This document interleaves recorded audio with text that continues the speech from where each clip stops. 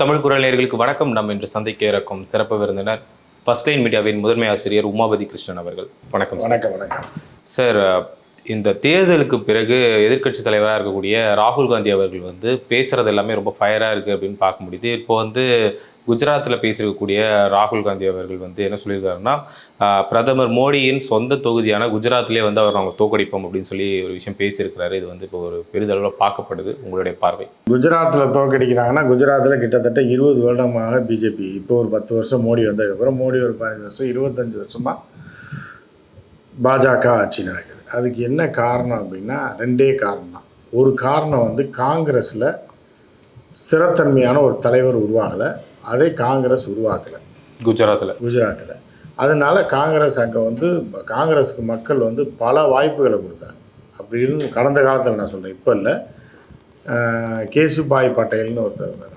அவருடைய ஆட்சி காலத்தில் அந்த இப்போ பீரியடில் பார்த்தீங்க அப்படின்னா, படு கேவலமான ஒரு ஆட்சி முறையை காங்கிரஸ் காலத்தில் திருப்பி காங்கிரஸ் போட்டாங்க. நீங்கள் எடுத்து பார்த்தீங்கன்னா 20 வருஷமாக எப்படி இப்போ மோடிக்கு போட்டுட்ருக்காங்களா, பிஜேபி போட்டுட்ருக்காங்களா, அது மாதிரி 20 வருஷம் தொடர்ந்து 4 முறையாக காங்கிரஸ் தொடர்ந்து போடுது. சுதந்திரத்துக்கு பிறகு ஒரு 10 வருஷத்துக்கு பிறகு அப்புறம் ஃபுல்லாக காங்கிரஸ் தான். அதுக்கப்புறம் கடைசியாக காங்கிரஸ் ஒரு 3 முறை தொடர்ந்து காங்கிரஸுக்கு போட்டு படுதோல்வியை சந்திச்சு, அதோட காங்கிரஸை மக்கள் தூக்கி குப்பையில் போட்டாங்க. ஏன்னா அந்த தலைவர் அப்படி, அப்போ இருந்த தலைவர்களும் தொம்மத்தனமான ஆட்கள். இந்த கட்சி கேடுகட்ட கேவலமான ஒரு கட்சியாக காங்கிரஸ் இருக்கும்போது குஜில் பூகம்பம் இப்போ நீங்கள் இந்த மவுண்ட் ரோட்டில் இங்கெல்லாம் பிச்சை எடுக்கிறாங்க பாருங்கள், அவங்க பூரா தமிழ்காரங்க, எல்லாம் வட இந்தியனாக இருப்பான். அவெல்லாம் யாருன்னு பார்த்தீங்கன்னா யூபியோ எம்பியோ மகாராஷ்டிராவோ மத்திய இதுலேருந்து வந்தவங்க கிடையாது. எல்லாமே குஜராத்திலேருந்து புது விதமான ஒரு கான்செப்டில் பிச்சை எடுக்கிறவங்க தான். அதாவது என்னென்னா, சிக்னலில் பிச்சை எடுக்கிறத இன்ட்ரடியூஸ் பண்ணதே குஜராத்தில் பூகம்பத்தில் பாதிக்கப்பட்ட மக்கள் தான். இவர்களை பிச்சைக்காரர்களாக்கி நடுத்தருவில் விட்டது யாருன்னா காங்கிரஸ். புரியுது அவங்களுக்கு? அதை சொல்லியே ஆகணும். நம்ம காங்கிரஸ் வரணும் போகணும் அப்படின்றதுக்காக பாஜக சப்போர்ட்டோ காங்கிரஸ் சப்போர்ட்டோ அப்படி கிடையாது. ஆனால் இந்த உண்மையை சொல்லி தான் ஆகணும். அப்படி ஒரு கேடுகட்ட கேவலமான நிலைமைக்கு காங்கிரஸ் வந்துச்சு. இப்போ உள்ள ராகுல் வேறு, அப்போ ராகுல் கையில் காங்கிரஸ் கிடையாது. நரசிம்மராவ் இருந்த காலகட்டத்தில், ஏன்னா மத்தியிலே ஒரு ஸ்திரத்தன்மை இல்லாத ஒரு தலைவன், யாருன்னு இது மக்களுக்கு தெரியாத ஒருத்தர் மத்தியில் நரசிம்மராவ் என்கிற நபர் அரசியல் தெரிந்தவர்களுக்கும் கட்சிக்காரர்களுக்கும் தெரியுமே தவிர, இந்திய மக்களுக்கு நரசிம்மராவ்னா யாருன்னு தெரியாத ஒரு காலகட்டத்தில் நரசிம்மராவ் ஆட்சி நடக்குது 5 வருடம். அந்த காலத்தில் அவங்க மாநில அரசெல்லாம் கான்சன்ட்ரேட் பண்ணவே இல்லை. எவனே எக்கடு கட்ட போங்கடான்ற மாதிரியான நிலைமை. அப்போ இந்தியாவில் கட்சிகளே இல்லாமல் இருந்துச்சு. பிஜேபியும் ஒன்றும் இல்லாத கட்சி தான். அப்போ ஒன்றுமே இல்லைம்போது, அதுக்கப்புறம் திருப்பி சோனியா காந்தி வந்ததுக்கப்புறம் என்னென்னா, தனிப்பெரும் அந்த மாநிலத்தில் ஒரு தலைவரை உருவாக்கணும்ல, அந்த மாதிரி உருவாக்கலை. காங்கிரஸோட கேடுகாலம் முடிச்சதுக்கு காரணமே இதுதான். ஒரு செல்வாக்கு மிகுந்த ஒரு தலைவன் இருந்தால் மட்டும்தான் ஒரு ஸ்டேட்டில் அந்தந்த ஸ்டேட் பாரில் இது பண்ண முடியும். அவர்களே இவங்களே ஒழிச்சு கட்டிடுவாங்க. உதாரணத்துக்கு ஒய்எஸ்ஆர் காங்கிரஸ், அவங்க அப்பா இருந்தோடனே ஒரு சிஎம் பதவி கேட்டார், அவர் தூக்கி இருந்தோடனே அவர் போய் தனி கட்சியாக ஜெயிச்சிட்டார். அதே மாதிரி நீங்கள் வெஸ்ட் பெங்காலில் பார்த்தீங்கன்னா மம்தா பானர்ஜி பவர்ஃபுல்லான லீடராக காங்கிரஸில் இருந்தவரை ரொம்ப கொத்தடிமையாக நடந்தோடனே அந்த மாதிரி தனியாக போய் தனி கட்சி ஆரம்பிச்சிச்சு. இப்படி ஒவ்வொரு இடத்துலையும் பார்த்தீங்க அப்படின்னா இந்த மாதிரிலாம் இருக்குது. ஸோ அப்படி இருந்த காலம் அது. அந்த நேரத்தில் டக்குன்னு நீங்கள் உள்ளே புகுந்தாங்க. யார்? பிஜேபி உள்ளே புகுந்தவுடனே என்னென்னா, அந்த புர்ஜு பூகம்பம் வந்ததுக்கப்புறம் குஜராத் ஒளிஞ்சு போயிடுச்சு. 80% குஜராத் மக்கள் வறுமையின் கீழே வாடி எல்லாம் இருந்தாங்க. அப்புறம் முதல் முறையாக வந்தோடனே இப்போ எப்படின்னா, பாஜக வந்தவுடனே ஒரு புரட்சி நடந்துருச்சு. பாஜக அந்த நாட்டை இப்போ குஜராத்தை வளம் குளித்த ஒரு மாநிலம் ஆகிடுச்சுன்னா அப்போ சொல்ல முடியாது. 3 வேளை சோத்து கலைஞ்சவனுக்கு 1 வேளை சோறு போட்டிங்கன்னா அது சொர்க்கமாயிரும்ல. 3 வேளையும் சாப்பாட்டுக்கு இல்லாமல், தங்குறதுக்கு இடம் இல்லாமல், படுக்க வழி இல்லாமல், வளர்ச்சி அடையாத பின்தங்கிய ஒரு மாநிலமாக இருந்த குஜராத்தில் அப்போ தான் பிஜேபி ஜெயிக்குது. ஜெயித்த உடனே என்ன ஆகுதுன்னா, 3 வேளையும் சோறு இல்லாமல் இருந்தவனுக்கு 1 வேளை சோறு கொடுக்குறாங்க. அதுவே அவனுக்கு சொர்க்கலோகம் ஆயிடுது. அப்போ அப்படி இருக்கும்போது அந்த ஆட்சியை 2வது முறையாக மோடி ஆட்சி தொடர்ந்த உடனே இது அதோட 3வதாக காங்கிரஸ் வந்திருக்கணும். அப்பயும் காங்கிரஸில் ஒரு லீடரை உருவாக்கலை. புரியுது.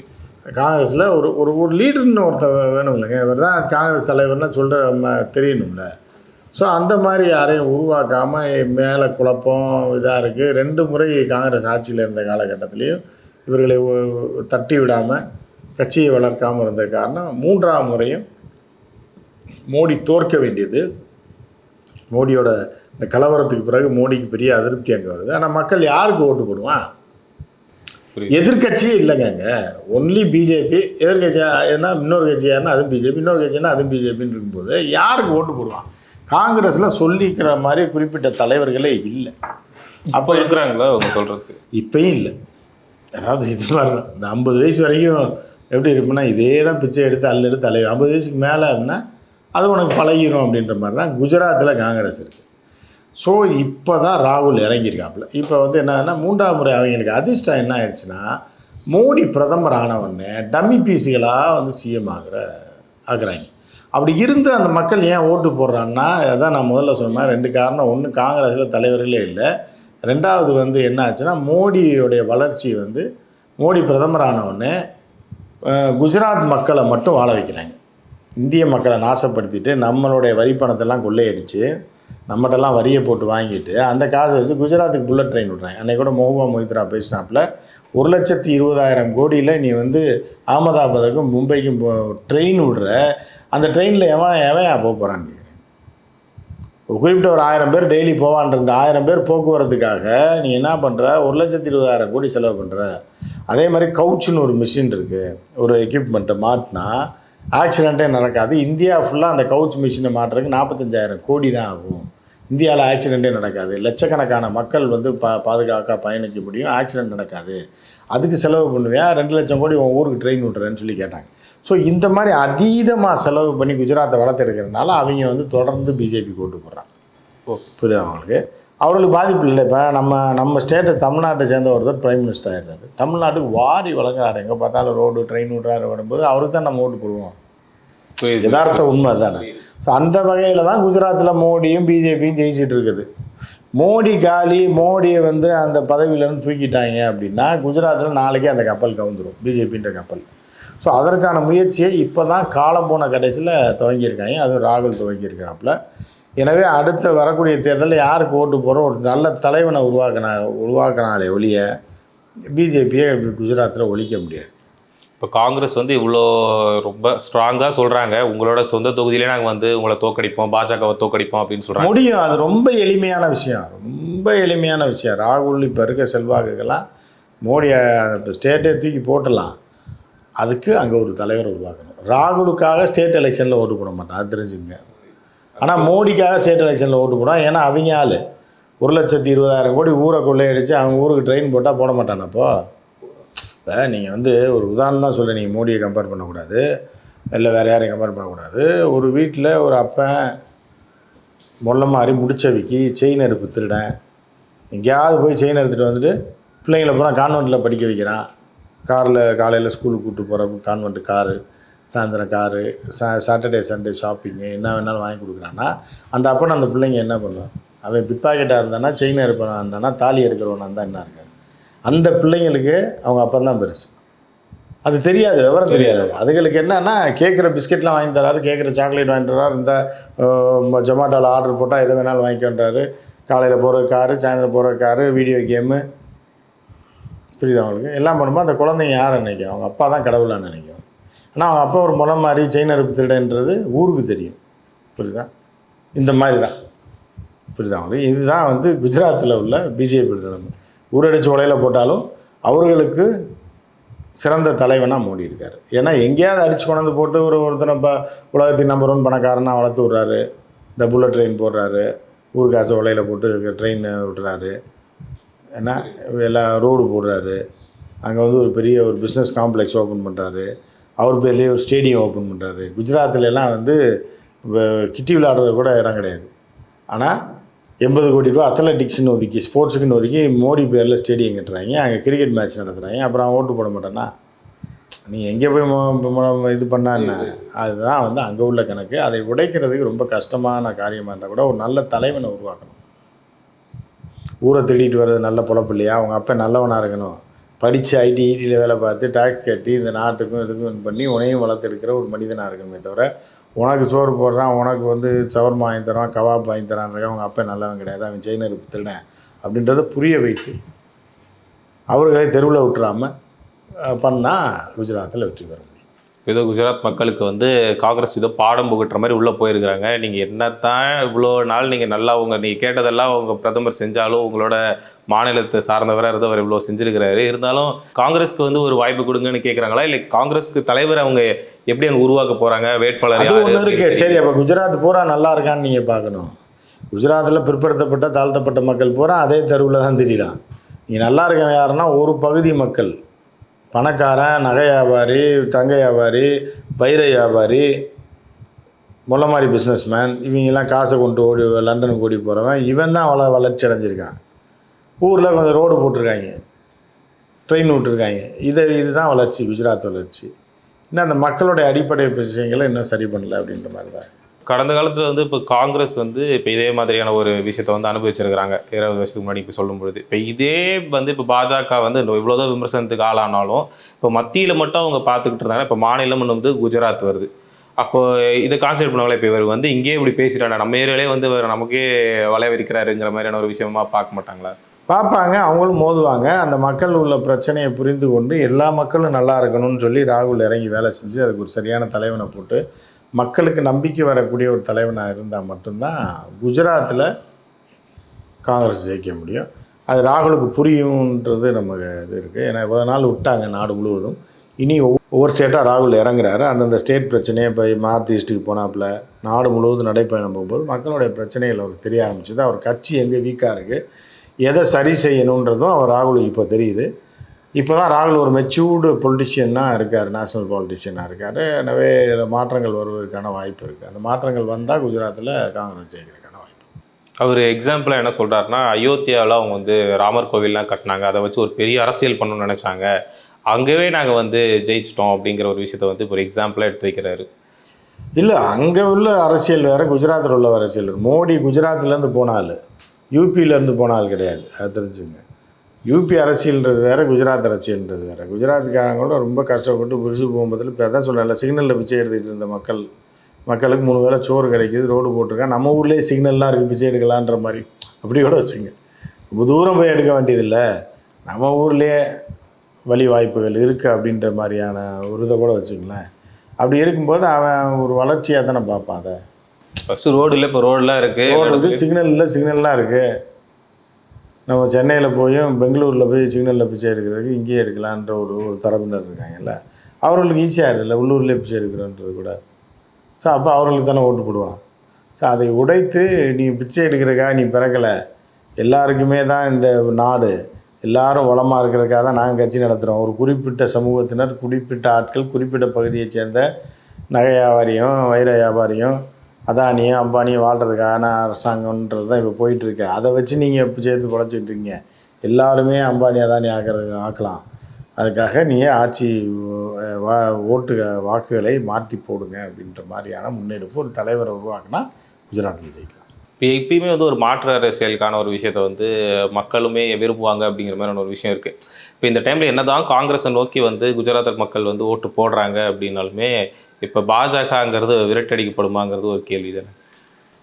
ஏன் விரட்டி அடிக்கணும்? அது பாட்டுக்கு இருந்துட்டு போகுது, அதே போய் விரட்டுறீங்க. அது பாட்டுக்கு எதிர்கட்சியாக இருந்துட்டு போகுது, அப்படி தான் பார்க்கணும். விரட்டிலாம் அடிக்க முடியாது.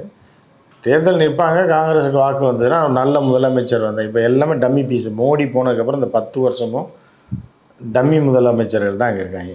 அமித்ஷா தான் அந்த ஸ்டேட்டை ரன் பண்ணிகிட்டு இருக்குது. நிழல் முதலமைச்சர் யாருன்னா அமித்ஷா கட்டுப்பாட்டில் தான் குஜராத்தே இருக்குது இன்றைக்கி வரைக்கும். அப்போ உண்மையான ஒரு முதலமைச்சர் இதுக்குன்னு தனியாக போடுங்கன்றது தான் காங்கிரஸ் கேட்குறது. இப்போ குஜராத்தை சார்ந்தவர் வந்து ஒரு 3 முறை பிரதமராக இருந்திருக்கிறாரு. அதனால் வந்து இப்போ ஆல்ரெடி முதல்வராக இருந்தவர் தான் பிரதமராக இருந்திருக்கிறாருன்னு சொல்லிட்டு தான் பாஜகவுக்கு ஆதரவு பெருகிக்கிட்டே இருக்குது, குஜராத்தில் கண்டினியூ ஆகுது அப்படிங்கிற மாதிரி ஒன்று விஷயம் இருக்குது. அதாவது மோடினால தான் குஜராத்தில் ஓட்டு போடுறாங்க, மோடிக்காக தான் அந்த ஓட்டே விழுகுது. ஏன்னா நம்ம ஊருக்கார ஒருத்தர் பிரதமராக இருக்கார், நமக்கு வாரி வழங்கி செய்கிறாருன்ற இந்த குஜராத் மாநிலத்தை மட்டும் செய்கிறேன். ஏன்னா மகாராஷ்டிராவில் வாங்குகிற டேக்ஸு, தமிழ்நாட்டில் வாங்குகிற டேக்ஸு, கேரளாவில் வர டேக்ஸு எல்லாத்தையும் அங்கே கூடிய வளர்த்து அதை ஜிடிபி ரைஸ் பண்ணி வரக்கூடிய வெளிநாட்டு தொழிலதிபர்களை பூரா, வெளிநாட்டு தொழில்களை பூரா, இப்போ கார் கம்பெனி கலைஞர் இருந்த காலகட்டத்தில் ஹுண்டாய் கார் அது இதுன்னு திறமையின் அடிப்படையில் யார் அழைக்கிறார்கள், யார் வசதிகளை செஞ்சு கொடுக்குறாங்க, எங்கே வந்து ரிசோர்ஸஸ் நல்லா இருக்குது, மேன் பவர் எங்கே இருக்குதுன்னு பார்த்து கடந்த காலத்தில் வெளிநாட்டு முதலீட்டாளர்கள் வந்தால் கம்பெனி ஆரம்பித்தான். ஃபோர்டு கம்பெனியாக, ஹியூண்டாய், சாண்ட் இந்த மாதிரியான கம்பெனிலாம் ஆரம்பித்தாங்க, ஐடி நிறுவனங்கள். இப்போ மோடி பிரதமராக இருக்கிறதுனால திறமையற்ற தொழிலாளர்கள் இருக்கக்கூடிய மாநிலத்தில் கொண்டு போய் டம்ப் பண்ணுறாங்க. இவாங்க குஜராத்தில் கார் கம்பெனியாக இருப்பீங்க, இங்கே பண்ணுங்கன்னு சொல்லி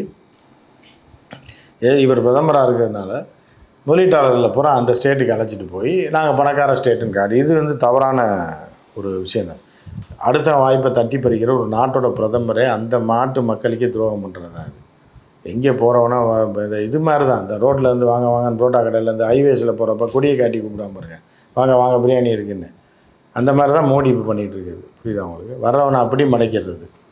இல்லைன்னா இந்த டயர் பஞ்சர் கடை வச்சுருப்பான், அவன் என்ன பண்ணுவான்னா ஒரு கிலோமீட்டருக்கு முன்னாடி ஆணியை தூக்கி போட்டுருவாங்க. அப்போ பஞ்சர் ஆச்சுன்னா கரெக்டாக அவன்கிட்ட தான் வரும். இதுதான் மோடியோட வேலை. புரியுதா அவங்களுக்கு? வெளிநாட்டிலேருந்து வரவனா பாதியிலே இப்போ ஆணியை போட்டு பஞ்சர் ஆக்கி விட்டு அப்படியே குஜராத்துக்கு கூப்பிட்டு போயிடுறது. இது கேடுகட்ட கேவலமான செயல். அதை வச்சுட்டு நான் குஜராத்தை வளர்த்து எடுத்துட்டோம் அப்படின்ற மாதிரியான செயல்களை அவர் செய்து கொண்டிருக்காங்க. எவ்வளோ நாளைக்கு செய்வாங்கன்னு பார்க்கலாம். இப்போ மோடிக்கு இது ஒரு அழுத்தம் இப்போ ராகுல் காந்தி அவர்கள் கொடுத்துருக்கிறாருன்னா, இப்போ கட்சிக்குள்ளேயே வந்து ரேவந்த் ரெட்டியும் சந்திரபாபு நாயுடு இவங்க 2 பேரும் வந்து இப்போ அவர்கிட்ட நிறைய கோரிக்கை வைக்கிறத பார்க்குறோம். 1,00,000 கோடி ரூபாய் கேட்டுலாம் கோரிக்கை வைக்கிறாங்க. ஆல்ரெடி வந்து சபாநாயகருக்காக சந்திரபாபு நாயுடு ஒரு விஷயம் கேட்டார் அப்படின்னு எங்களுக்கு அதெல்லாம் ஒன்றுமே கேட்கல அவர் என்னன்னா ஆந்திராவுக்கு தலைநகர் வேணும், அதுக்கு 30,000 கோடி பட்ஜெட் 5 வருஷத்துக்கு முன்னாடி 10,000 கோடி செலவு பண்ணாங்க, இன்னும் 20,000 செலவு பண்ணோம். ஆனால் இப்போ வந்து அது வந்து விலைவாசி உயர்வு காரணமாகவும் கான்ட்ராக்ட் காரணமும் ஏற்கனவே கொடுக்க வேண்டியவனுக்கு பணம் கொடுக்காம ஏமாற்றிட்டாங்க. ஒய்எஸ்ஆர் காங்கிரஸில் ஏமாற்றி கேவலப்படுத்தி விட்டாங்க இந்தியாவே. ஸோ அதனால் என்னென்னா மீண்டும் இப்போ உள்ள பட்ஜெட்டில் 1,00,000 கோடி கேட்டால் தான் 50,000 கோடினாலும் தருவாங்க அப்படின்ற அந்த ஒரே ஒற்றை கோரிக்கையோடு சந்திரபாபு நாயுடு இருக்கார். ஆனால் இவர்கள் கொடுத்து தான் ஆகணும். சிறப்பு அந்தஸ்து அதெல்லாம் ஒரு விஷயம் வேறு கேட்டு கொடுத்து தான் ஆமாம். தனியாக மாநிலத்தை பிரித்து தலைநகரே தூக்கிட்டீங்க, வளர்ச்சி அடைந்த மாநிலத்தை நாசப்படுத்தி விட்டிங்கன்னா மத்திய அரசு தானே காசு கொடுக்கணும். பிரிக்காத நான் சொல்கிறேன். நீங்கள் பிரிக்கணும் முடிவு பண்ணிட்டீங்க, அவள் பிரிச்சுட்டீங்க அப்படின்னா அவனுக்கு உள்ள இடத்த சொத்தை பிரிக்கிறீங்க, அவன் அம்மா அப்பாவெல்லாம் ஒரு வீட்டில் வைக்கிறீங்க. இந்த மகனை மட்டும் சொத்தும் கிடையாது ஒன்றும் கிடையாது வீடும் கிடையாது போடான்னு துரத்தி விட்டிங்கன்னா அவனுக்கு ஒரு வீடு வாடகைக்கோ ஒத்திக்கோ பிடிச்சி கொடுக்கணும், இல்லை சொந்த வீடு வாங்கி கொடுக்கணும்ல. எல்லாத்தையும் அவன்கிட்ட பிடிங்கிட்டு அவன் வளர்த்து வச்சுருந்த எல்லாத்தையும் நீங்கள் கேப்சர் பண்ணிவிட்டு அவன் வளர்த்த நாய், அவன் வளர்த்த பேய், செடி இடி எல்லாத்தையும் பிடிக்கிட்டு அவனை துரத்தி விட்டுனா அவன் எங்கே போய் சாப்பிடுவான், எங்கே போய் படுப்பான்? ஸோ அப்போ அதுக்கு செஞ்சு தான் ஆகணும். ஸோ அந்த ஒரு கோரிக்கை தான் சந்திரபாபு நாயுடு வச்சுருக்காரு. அதை இவர்கள் செயல்படுத்தலை. இன்னொரு 6 மாதத்துலன்னா டோட்டலாக கலைச்சி விட்டு போயிடும். அப்படி இம்மீடியட்டாக வாபஸ் வாங்கிடும். சந்திரபாபு நாயுடை பற்றி இவங்களுக்கு தெரியாது. அவர் வேறு எந்த கோரிக்கையும் வைக்கலையா? அவன்கிட்ட மினிஸ்டர் வேணாம், மண்ணாங்கட்டி வேணாம், சபாநாயகர்லாம் வேணாம், 1,00,000 கோடி கொடு, எனக்கு கேபிட்டல் ரெடி பண்ணணும், உடனே கொடு, அப்போ தான் நான் வேலையை ஆரம்பிக்க முடியும்னு கேட்டிருக்காப்புல. ஏதோ ஒரு 10,000 கோடி 15,000 கோடி ஒதுக்கிட்டு இந்த பட்ஜெட்டில் ஏதாவது ஒதுக்கி அவருக்கு ஏதாவது ஹெல்ப் பண்ணாங்கன்னா உண்டு, இல்லைன்னா தூக்கி விட்டு போயிடும். இப்போ ஆல்ரெடி வந்து பாஜக ஆளுற மாநிலங்களுக்கு மட்டும்தான் இப்போ நிதி உதவி இந்த மாதிரியான விஷயங்கள்லாம் பண்ணுறது அப்படின்னு ஒரு விஷயம் இருந்தது. அவர் கூட கேட்குற ரைட்டு தானேங்க. நீங்கள் ஒரு ஊருக்கு ஒரு ட்ரெயினை விடுறதுக்கு 1,20,000 கோடி செலவு பண்ணுவேன். மாநிலத்தை 2ஆக பிரிச்சுட்டு அந்த மாநிலத்துக்கு 5 பேர் தரமாட்டால் தலைநகரே இல்லை. ஒரு தலைநகரை உருவாக்குறதுக்கு 1,00,000 கோடி, ஒரு தலைநகரையே உருவாக்குறதுக்கு நான் 1,00,000 கோடி தான் கேட்குறேன். நீ ஒரு ட்ரெயினை அதுவும் பாம்பேலேருந்து குஜராத்தில் இப்போ எவனும் போனால் என்ன போகலன்னா என்ன, ஏன் ஃப்ளைட்டில் போக மாட்டாங்களா? அதுக்கு புல்லட் ட்ரெயினுக்கு நீ 1,20,000 கோடி செலவு பண்ணுறேன், எனக்கு கொடுன்னு கேட்குறாப்புல. கொடுக்கலன்னா கலைச்சி விட்டு போயிடுவாப்புல. பேச்சுவார்த்தையே சந்திரபாபு நாயுடு வந்து இப்போ அமைதியாக இருக்கார்ல, அவர்கிட்டலாம் அடுத்து கொடுக்காம பேச்சுவார்த்தையை நடத்த முடியாது. ஐயோ அம்மான்னு கதறி விழுந்தால் கூட மோடி ஆச்சு டமால் தான். ஏன்னா ரெடியாக காங்கிரஸ் தயாராக இருக்குது. காங்கிரஸ் உடனே அந்த உறுதிமொழியை கொடுத்துரும். 1,00,000 கோடி தானே, நீ எங்களுக்கு சப்போர்ட் பண்ணி நான் உனக்கு தரேன்ட்டாங்கன்னா முடிஞ்சு போச்சு, மோடியை கவுத்தி விட்டு போயிட்டே இருப்பாங்க. இப்போ இது ஒரு சான்ஸாக இருக்குது. அப்போ ஆனால் நிதிஷ்குமார் இப்போ என்ன ஆகிட்டார், அப்படி அமைதியாகிட்டார் அப்படிங்கிற மாதிரியான ஒரு விஷயம் இருக்குது. அப்படி என்ன பாஜகவில் ஆஃப் பண்ணி வச்சுருக்கிறாங்க? நிதிஷ்குமாருக்கு வந்து பலவித நோய்கள் தொட்டி, அப்போ ஐசியூவில் தானே அட்மிட் பண்ணணும். இந்த மாதிரி கிட்னி போச்சு, லிவர் வந்து பாதி போச்சு, பஞ்சராக கிடக்கு, சுகர் ஒரு பக்கம் வந்து கண் ஒரு பக்கம் தெரிலங்க, அந்த நிலையில் தான் இருக்கார். அதனால் ஐசியூவில் போட்டு ஆட்சி நடத்திட்டு இருக்காங்க. ஏன்னா அவருடைய உயிர் எல்லாமே உடமை எல்லாமே பாஜக கட்டுப்பாட்டில் இருக்குது. இப்போ அவர் ஒன்றும் ஆடவும் முடியாது, அசைக்கவும் முடியாது. இல்லைன்னா அந்த கட்சியை உடச்சி நிதிஷ்குமாரை மட்டும் தெருவில் விட்டு மீதி இருக்க 14 பேரையும் கூப்பிட்டு போயிடுவாங்க. ஆனால் ஏதோ இப்போ வந்து சந்திரபாபு நாயுடு நிதிஷ்குமார் ஒரு கிளச்சு மாதிரி இருக்க போகிறாங்க, மோடி வந்து பாவமாக இருக்க போகிறாரு. அந்த மோடி என்றைக்குமே பாவம்ண்ணா, படுபாவங்க. மோடி பாவம்லாம் கிடையாது, படுபாவி, சரி படுபாவம் அப்படின்ற நிலைமையில தான் இருக்கார். அதனால் மோடி வந்து 2 தான், ஒரு படுபாவமாக இருப்பார், இல்லை படுபாவியாக இருப்பார். கடந்த 10 வருஷமாக படுபாவியாக இருந்தார், இப்போ படுபாவமாக இருக்கார். திருப்பி வந்து படுபாவி ஆகிறாரா, படுபாவமாகவே இருக்க போகிறாரான்றது தான் கிளைமேக்ஸ். இப்போ மோடி 3.0ல நடந்திருக்கக்கூடிய முறைகேடுகள் ஊழல்கள்லாம் இப்போ ஒன்று ஒன்றா வெளியே வந்துகிட்டு இருக்கு அப்படிங்கிறத பார்க்குறோம். இப்போ கடந்த சில நாட்கள்லேயே வந்து நிறைய பாலங்கள் விழுது, விமான நிலையங்கள்லாம் உடைஞ்சு விழுது, அந்த மாதிரியான விஷயங்கள் எல்லாத்தையும் வெளியே கொண்டு வந்துக்கிட்டே இருக்கிறாங்க. அதில் ஒன்று வந்து இப்போ ராமர் கோவில் அது வந்து ஒழுகுது அப்படிங்கிற மாதிரியான ஒரு விஷயம்லாம் கூட சொல்லிட்டு இருந்தாங்க. இப்போ அங்கேருந்து என்னென்னா சமீபத்தில் இவ்வளோ ஊழல்கள் நீங்கள் பண்ணியிருக்கிறீங்க, ஆனால் திருப்பியும் எப்படி இவ்வளோ ஒன்றுமே நடக்காத மாதிரியே பேசுகிறீங்க அப்படிங்கிற மாதிரியான ஒரு பேச்சு. அதுதானே மோடியோட இது அதுதானே. அவர்னா எல்லாம் நடக்கிற மாதிரி அவருடைய இயற்கையான குணமே அதுதானே. அதனால் இந்த 5 வருஷத்தில் இவர்கள் கடந்த 10 வருஷத்தில் செஞ்ச பாவத்துக்கான பரிகாரத்தை பூரா இந்த 5 வருஷத்தில் பண்ணி முடிக்க முடியாது. இப்போ 5 வருஷத்துக்கு முன்னாடி கட்டின பாலங்கள் பூரா இப்போ இடிஞ்சு விழுந்துடும். 10 வருஷத்துக்கு முன்னாடி கட்டின சிலைகள் பூரா கௌரவ போகுது, கோயிலெல்லாம் ஓட்ட விழுந்துருச்சு. இவர்கள் ஆட்சியில் எதை உருவாக்குனாலும் அவர்கள் ஆட்சியிலே அது காணாமல் போயிடும், அழிஞ்சு அவர்கள் காணாமல் போயிடுவாங்க. இப்போ சமீபத்தில் வந்து உத்தரப்பிரதேசத்தில் ஒரு பெரிய அசம்பாவிதம் நடந்தது அப்படின்னு சொல்கிறத பார்க்குறோம். அங்கே நடந்திருக்கு. இப்போ 150க்கும் மேற்பட்டவர் வந்து அந்த ஆன்மீக சொற்பொழிவு கேட்கும் பொழுது இறந்துட்டாங்க அப்படிலாம் பார்க்கும்போது, இப்போ அதுக்கு அயோத்திய தலைமை வந்து என்ன சொல்லியிருக்கிறாங்கன்னா, போலே பாபா அப்படிங்கிறவர் தான் வந்து இதுக்கெல்லாம் பொறுப்பேற்றுக்கணும் அப்படிங்கிற ஒரு விஷயத்த வந்து அயோத்திய தலைமையே சொல்கிறத எப்படி பார்க்கணும்? ஆமாம், அவங்க வந்து பிராமணர்கள் மட்டும்தான் தலைமை பொறுப்பில் இருக்கணும்னு நினைப்பான். போலே பாபான்ற ஒருத்தன் திடீர்னு வந்து 1,00,000 பேரை கூட்டுறான் அப்படிங்கும்போது ராமரை விட அவனுக்கு கூட்டம் வருது. ராமர் கோயில் திறக்கிற அன்றைக்கி எவ்வளோ கூட்டம் வந்துச்சோ அதை விட டபுள் மடங்கு கூட்டம் இங்கே வந்தபோது அவங்க தொழில் போட்டி தான் இல்லை. அங்கே உள்ள ஐயர்லாம் கொந்தளிச்சிருவான்ல. என்னடா நம்ம கோயிலுக்கு ஆள் வர மாட்டேறான், பாரம்பரிய ராமர் ராமாயணம் வரலாறுன்னு சொல்லிகிட்டு இருக்கோம், இவன் எவனா போலி பாபான்னு வந்து அவன் காலடி மண் எடுக்க போயிட்டாங்கன்னா அப்புறம் இவங்களுக்கு மரியாதை எல்லாம் போயிடும்ல. ஸோ அதனால் அவர்கள் வந்து பார்க்குறாங்க, தொழில் போட்டி தான் இது. இப்போ கோவில் திறக்கும் போதே வந்து கூட்டம்லாம் வரல, இன்வைட் பண்ணவங்களே நிறைய பேர் வரல, அந்த மாதிரியான விஷயங்கள்லாம் சொல்லிட்டு இருந்தாங்க. அப்போ வந்து இங்கே 80,000 தான் இருக்க முடியும் அந்த இடத்துல, ஆனால் 2,00,000 பேர் கூட்டிட்டாங்கிறதுனால ஒரு தொழில் போட்டி. அது தொழில் போட்டி தான் இருக்கிறாங்க. இப்போ ஆனால் அயோத்தியா தலைமை வந்து அழகாக இப்போ அரசு குறை சொல்லியிருக்கலாம், நீங்கள் எப்படி பெர்மிஷன் கொடுத்தீங்க, ஏன் பாதுகாப்பு கொடுக்கல, அதெல்லாம் பற்றி கேட்காம இந்த உயிரிழப்பு கூட கேட்காம தனியாக ஒரு நபரை மட்டும் கோத்து விட்டாங்க அப்படிங்கிற மாதிரி இருக்குது. ஆமாம், தொழில் போட்டியில் அப்படி தான் மக்களை எப்படி சொல்ல முடியும். அதே கும்பிட்டைங்க தானே இங்கேயும் வரான், கோயிலுக்கு வர அந்த கும்பிட்டை தான். அங்கே போய் போலே பாபா மண் எடுக்க போகிறவனா அந்த கும்பிட்டையில் பாதி தான். அதுக்கு அவனை வச்சு தான் நம்ம சம்பாதிக்க முடியும், அவனை எப்படி குறை சொல்ல முடியும். போலே பாபா நம்ம தொழில் எதிரி. 2 கடை பக்கத்தில் வச்சுருக்காங்கன்னா கடைக்கு போகிறவனை அடித்து துரத்துவான், ஓனரை காலி பண்ணணுன்னு தான் பார்ப்பான். அப்போ கடை மூடிட்டாங்கன்னா நம்ம கடை நல்லா ஓடணும், வர்றவன் போகிறவனை அடித்து என்ன பிரயோஜனம். அதில் 6 பேர் சேர்ந்தவங்க தான் வந்து அந்த நிகழ்ச்சியை ஒருங்கிணைச்சாங்க அப்படிங்கிற மாதிரியான ஒரு விஷயம்லாம் இருக்குது. ஆனால் இப்போ நீங்கள் சொல்கிற மாதிரி தொழில் போட்டே இருந்தாலுமே கூட இப்போ இந்த போலே பாபாவை மட்டும் இவங்க தனியாக அட்டாக் பண்ணுறாங்கன்னா, அப்போ இதுக்கு முன்னாடி கூட அவர் மேலே வழக்கெலாம் இருந்திருக்கு அப்படின்லாம் வேற சொல்லப்படுது. அதான் அவர் தான் டார்கெட், அவர் தான் தலைவர்னா அவர் தானே அட்டாக் பண்ணுவாங்க, அவர் வேறு யாரை போய் சம்மந்தம் இல்லாமல் அட்டாக். இப்போ அந்த அயோத்தியா கோவில் கட்டும் பொழுதே வந்து பக்கத்திலே விமான நிலையம் கட்டுறதுக்காக நிறைய விவசாயிகளோட நலங்கள்லாம் வந்து பறிக்கப்பட்டிருக்கு, அதுக்கெலாம் நீங்கள் எந்த ஒரு என்ன நிவாரணம் கொடுத்துருக்கீங்க அப்படிங்கிற மாதிரியான ஒரு பாஜகவுக்கு கேள்வி வச்சிருக்கிறாங்க. நீங்கள் அப்படியே இருந்தாலுமே அவ்வளோ ஊழல் பண்ணியிருக்கீங்க, உங்கள் கோவில் கட்டுறதுலையும் ஊழல் பண்ணுறீங்க, விமான நிலையம் கட்டுறதுலையும் இவ்வளோ ஊழல் பண்ணுறீங்கிற மாதிரியான விஷயங்கள். அதனால தானே அவர் ஓட்டு போட்டிருக்காங்க. அதாவது காங்கிரஸ்க்கு ஏன் ஓட்டு போட்டாங்க, ஏன் வந்து அந்த தொகுதியிலே எதிர்கட்சிகள் ஜெயிக்குதுன்னா இவங்க பண்ண ஊழலும் மக்கள் அங்கீகரிச்சிட்டாங்க. ஊழல் பண்ணியிருக்காங்கன்னா அவனை தோக்கடிச்சிட்டு இப்போ காங்கிரஸுக்கு ஓட்டு போட்டிருக்காங்க. அதான் ரிசல்ட்டு தான் வந்துருச்சு. அப்புறம் என்ன அதை பற்றி இப்போ பேச்சு என்ன பண்ணுறது. இல்லை, இதுக்கு அடுத்து மக்கள் மாறணும் அந்த மாதிரி இருக்குல்ல. இப்போ வேற இப்போ இந்த மாதிரி ஊழல் பண்ணிட்டீங்க, இப்போ எதிர்கட்சிகள் மட்டும் இவ்வளோ கேள்வி கேட்குறாங்க, எல்லாமே இருக்காங்க. இப்போ மக்கள் வந்து எப்படி பார்க்குறாங்க இந்த? அதான் மக்கள் தான் ஓட்டு போட்டாங்களாமா, ஓட்டு போட்டு தான் வந்து அவங்க ஊழல் பண்ணுங்க திட்டு பயிலன்றது தான் அவங்களுக்கு ஓட்டு போடலையே. ராமர் கோயில் சுற்றி இருக்கிற அந்த சுற்று வட்டாரத்தில் இருக்க 4 எம்பி தொகுதியிலையும் தோத்துட்டாங்கல்ல. அதான் மக்கள் தான் தீர்ப்பு கொடுத்துட்டாங்கல்ல. இப்போது ஒட்டுமொத்தம் பாஜக போகணுன்னா எல்லா இடத்துலையும் இந்த ஒரிசாவில் கூமுட்டைகள் இருக்காங்க, அவங்க வந்து இப்போ நேற்று நரபலி கொடுத்துருக்காங்க. இந்த மாதிரி அவர்களையும் மாற்றணும், இன்னும் மத்திய பிரதேசில் ஆட்சி மாற்றம் ஏற்படணும். இதெல்லாம் ஆச்சா ஒட்டுமொத்தமாக மோடி அரசாங்கம் முடிஞ்சு போகும். சரி சார், பார்ப்போம் சார். உங்களுடைய நேரத்திற்கும் கருத்துக்கள் நம்பிக்கிறேன்.